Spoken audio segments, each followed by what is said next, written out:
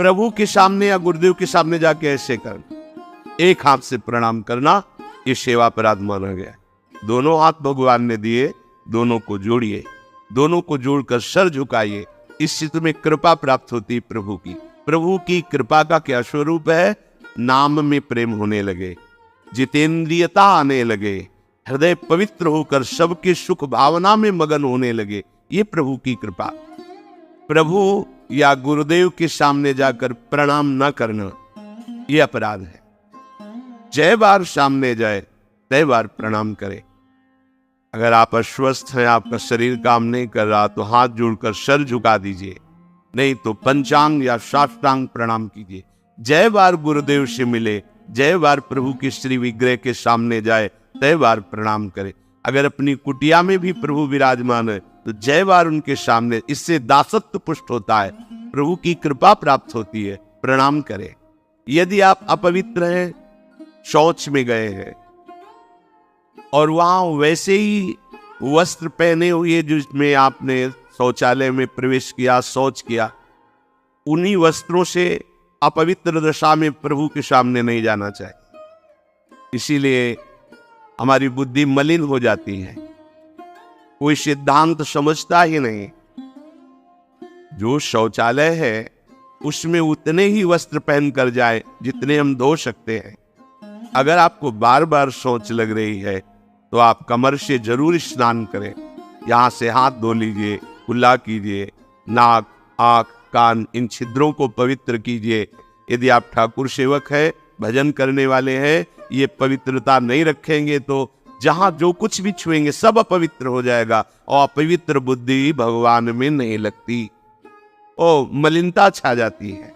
अब ये आज का जो नया समाज है, शास्त्र पवित्रता को जानता ही नहीं है तो स्वीकार क्या करेगा, और बिना पवित्र हुए हमारे विचार पवित्र नहीं होते।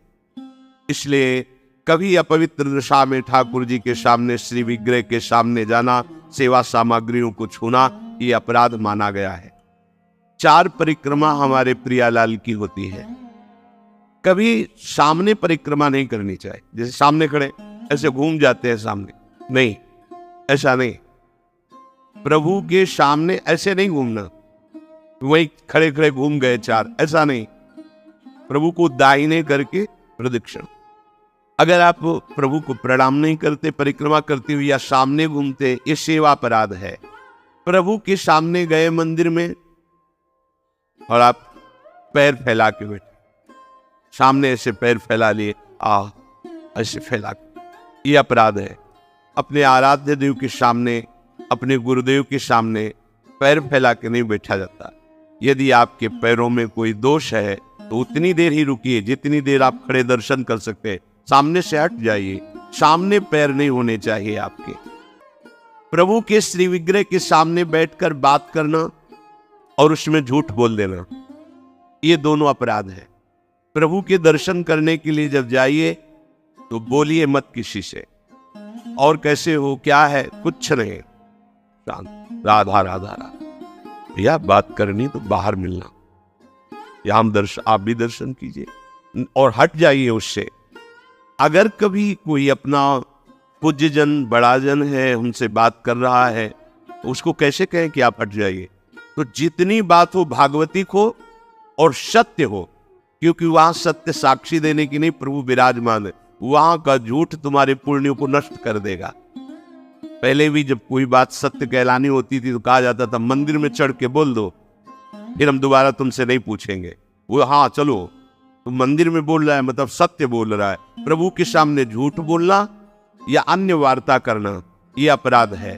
प्रभु के श्री विग्रह के सामने जोर जोर से किसी को बुलाना, जोर से आवाज नहीं, स्वामी विराजमान है।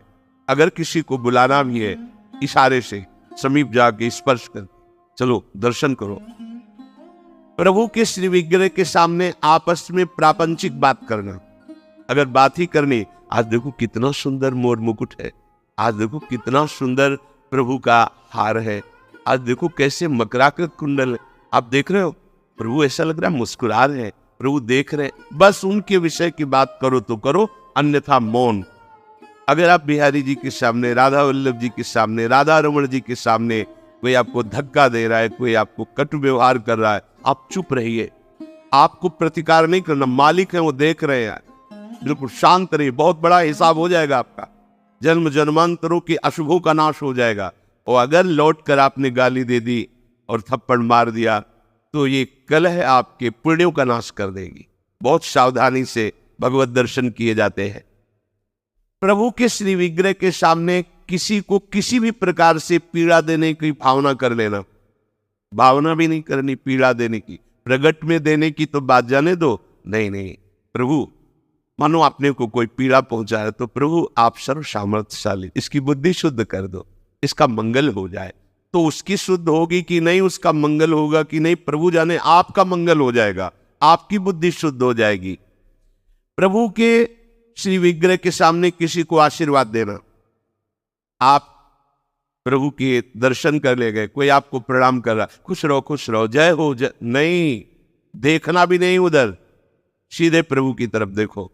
वहां कोई भी कहीं भी किसी को भी प्रणाम करो, प्रणाम प्रभु को हो रही है। आप बिल्कुल ये मानकर कि मेरे को प्रणाम कर रहा है उसको आशीर्वाद, बिल्कुल नहीं, प्रभु की तरफ केवल देखें। अगर किसी को ऐसे तो वो अपराध बनता है। और सेवा में आपके पास सामर्थ्य है पर आप साधारण चीजों से प्रभु की सेवा कर रहे हैं तो ये अपराध है। जैसे एक दिन कहा था कि ठाकुर जी के सामने तो चिरौरी रखवा दी, और आप पूरा परिवार पकौड़ी हलवा से बाल भोग कर रहे हैं, ये अपराध है। ऐसा नहीं। यदि आपके पास नहीं है तो बाजरे की आधी रोटी से ठाकुर जी प्रकट हो गए धन्ना जी के यहाँ। प्रभु को नहीं चाहिए, वो तो विश्व का भरण पोषण करने वाले स्वयं विश्वात्मा है। पर यदि आपके पास है तो उत्तम उत्तम भोग लगाइए, उत्तम उपचारों से प्रभु की सेवा कीजिए। ऐसा नहीं कि आप अपने लिए वस्त्र बहुत महंगे लाते हैं और प्रभु के लिए ऐसे साधारण कपड़े ले आए, अपने लिए अच्छी भोग सामग्री प्रभु के लिए। ऐसे दुकानों में है, सुपारी किसके लिए लेना है, आपको खाना है तो अच्छी क्वालिटी की रखिए, और अगर पूजा के लिए लेना है तो जो कोई खाएगा नहीं वो रखी पूजा वाली। सूखे नारियल पूजा के लिए, टून का कपड़ा पूजा के लिए, ये ऐसा नहीं होना चाहिए, ये सेवा अपराध है। सेवा विग्रह में प्रभु आपके अधीन है। अगर सेवा विग्रह में आपने ऐसा बर्ताव किया जो नहीं होना चाहिए तो आपका हृदय कठोर हो जाएगा, आपकी भक्ति बाधित हो जाएगी। वैसे भी आसक्ति होनी चाहिए। जो सेवा विग्रह आपको प्राप्त हुआ उसमें आसक्ति होनी चाहिए। अच्छे से अच्छे पदार्थ देखकर मन ललचा जाए कि मेरी सामर्थ्य तो नहीं, पर अगर सामर्थ्य होती तो आज प्रभु को ये भोग लगाते, आज प्रभु को ये पहनाते, तो आप ये समझो आपको उसका फल मिल गया। चढ़ा नहीं पाए, समर्पित नहीं कर पाए, पर उसका फल आपको मिल गया, क्योंकि आपने विचार किया ना, भावना की ना, और प्रभु भाव ग्रहण करते हैं। प्रभु को बिना अर्पित किए किसी भी वस्तु को खाना पीना ये सेवा अपराध है। यदि आप गुरुमंत्र लिए हो, ठाकुर सेवा विराजमान किए हो और आप बिना अर्पित किए पाते हैं तो अपराध है। प्रभु को निवेदन किए बिना कोई भी वस्तु खाना पीना ये सेवा अपराध है। और जो ऋतु में सबसे सुंदर फल है, जो अनुकूल मौसम के है, वैसे ही सेवा करनी चाहिए। सर्दी है, थोड़ा गुनगुना जल, वो पदार्थ भोग में लगाए जो सर्दी दूर करते, क्योंकि आप जैसी भावना करेंगे प्रभु वैसा ही आपको अनुभव कराएंगे। प्रभु के श्री विग्रह के सामने पीठ करके बैठ जाना। सामने श्री जी विराजमान है तो उनके सन्मुख होकर के बैठिए या साइड में बैठिए, ठीक उनके सामने पीठ नहीं होनी चाहिए। अगर वहां गुरु जी पधारते हैं या गुरु स्वरूप महापुरुष कोई पधारते हैं तो श्री विग्रह के सामने से हट जाइए और दूर होकर के फिर उनको लक्ष्य करके प्रणाम कीजिए, पर सामने नहीं। श्री जी के सामने, श्री विग्रह के सामने किसी को प्रणाम न कर, श्री जी के सामने प्रणाम न करवाना और प्रणाम न करना, केवल श्री जी को प्रणाम करना। इन्हीं की कृपा से हमारा जीवन सतमार्ग में चलता है। वो आपसे सच्ची कहते हैं, ये हमारे प्रभु राधा वल्लभ लाल जी, बांके बिहारी लाल जी, राधा रमन लाल जी, ये मूर्तिकार की रचना नहीं, साक्षात प्रिया प्रीतम है, हमारी भावना नहीं बन पा रही इसीलिए, नहीं तो इनके इशारे होते हैं, ये मुस्कुराते हैं और जो आप बात करोगे उसका उत्तर आपको मिल जाएगा, आपके ही हृदय में बैठकर उत्तर दे देंगे। कई बार ऐसी प्रभु की तरफ से इशारे होते हैं कि साक्षात प्रभु विराजमान है, मतलब आपकी भावना जाकी रही, भावना जैसी प्रभु मूर्ति देखी तिन तैसी।